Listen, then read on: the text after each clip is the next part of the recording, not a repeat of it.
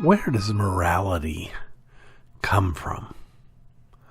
What is its source?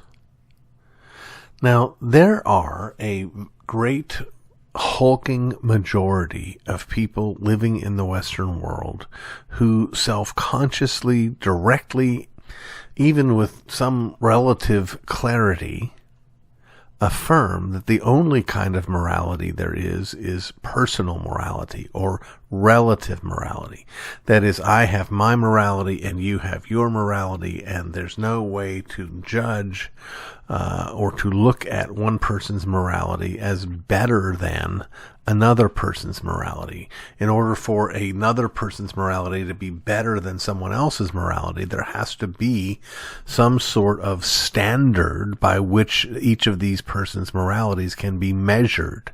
Some sort of objective standard. Most people in our Western world deny that such a thing exists in their ideology and when they are facing a charge of acting immorally. Well, maybe to you. Well, the truth is nobody lives that way. Everybody does know that there's a morality, and everybody knows that they fall short of it. In fact, all you have to do to get the person who denies that there is a morality to affirm that there's a morality is call them a big dum-dum and a stupid head. Because they will object as if you have done something wrong or seek to impose your will on them, morally speaking, and they will object that you are now doing wrong, something objectively wrong that transcends both of you. Everybody knows that there's a right and wrong, and everybody knows that they don't measure up. Which begs the question, where does this morality come from?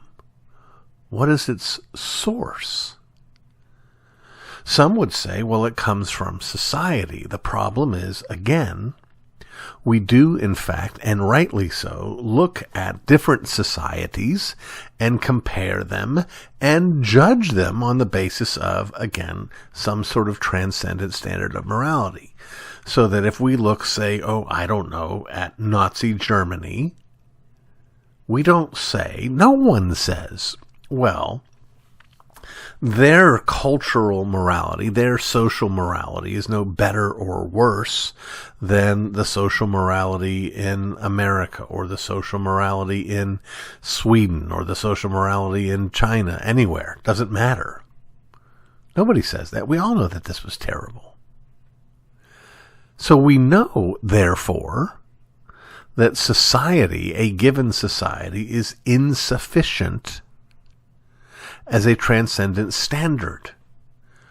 Well, that's just one culture, that's just one society, but the rest of the world condemns this. No, the rest of the world didn't condemn this.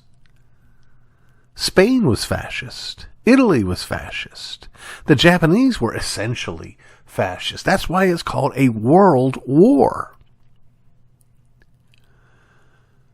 So society or culture isn't the standard. Well, what about a family? Well, again, if we get our morality from our families, then nothing could ever change. I'd have the exact same morality that my parents have. But I can compare my parents, I can compare my morality, and I can judge them, relatively speaking, against each other, against an objective standard.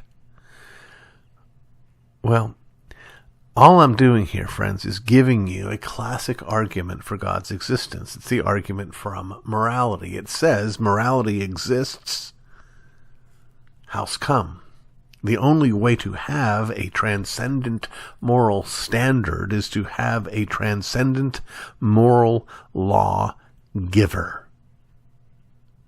The relativists are correct. If there is no God. This is why Dostoevsky said, if there is no God, all things are permissible. But let me turn that on its head. If all things are not permissible, there must be a God. Because the only way for something to not be permissible is if there is a transcendent moral standard, and that requires a transcendent moral standard giver. Where does morality come from? It comes from the very nature of God.